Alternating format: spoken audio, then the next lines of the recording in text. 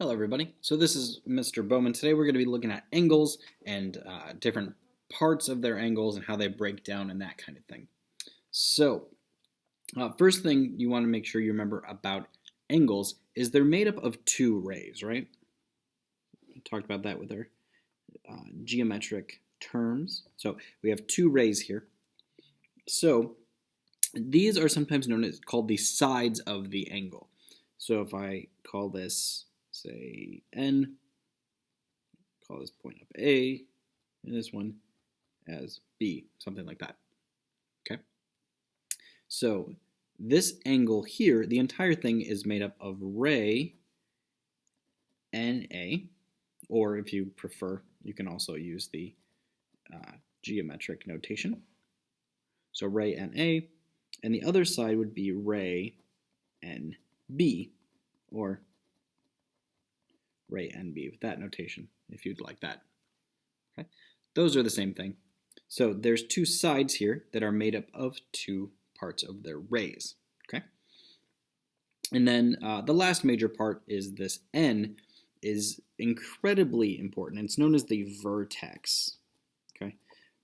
Or if you have more than one, if you're talking about maybe a lot of angles or a different shape, by the way, the plural of vertex is vertices. So I'm sure you'll run into that not too long if you haven't yet.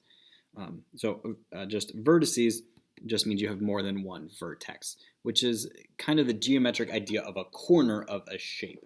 So this makes a little corner here, or a little turning point. That's known as a vertex. Okay, so that's vertex is right there, and then we have two rays. So those are the major parts of an angle. We're also periodically going to talk about how large of an angle it is. We're going to call this, say, 30 degrees, something like that. That's a measure of how much the direction is different between those two rays. Okay, so you'll often see that in the middle there. Now, naming the angles themselves, there are a few ways that you can do that. So the most common ways is just to say we have an angle, so you just draw this symbol, and regardless of how big the actual angle is, it's usually about this size. So you name it as you move around. So I'm going to call it A and B, perhaps. Or I could call this B and A.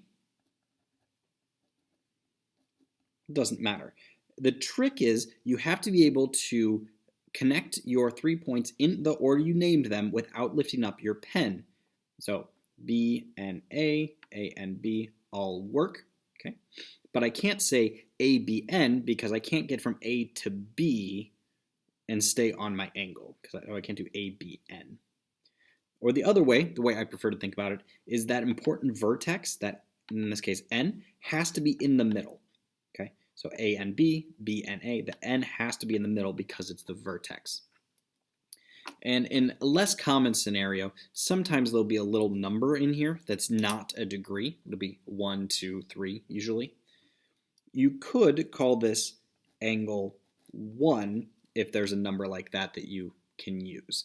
Those are not particularly common, so you'll usually see these first two, but sometimes that does come up as well. Okay. So if you see an angle, you can tell me the sides, just make sure you're writing them as rays. You can identify the vertex, you can tell me the name of it. Oh, and just so you've seen one, this is what I was saying, is even if you have a big angle like this, it's still, let's put some letters in here. L, T, and R, it doesn't really matter. When I write this as a name, it still has this little angle symbol. It doesn't match the angle I'm actually using. So this would be angle LTR, or just for some practice, angle RTL. And those are my only options here because there's no little number down here like there is in that one. Okay, but both of these are describing the exact same angle.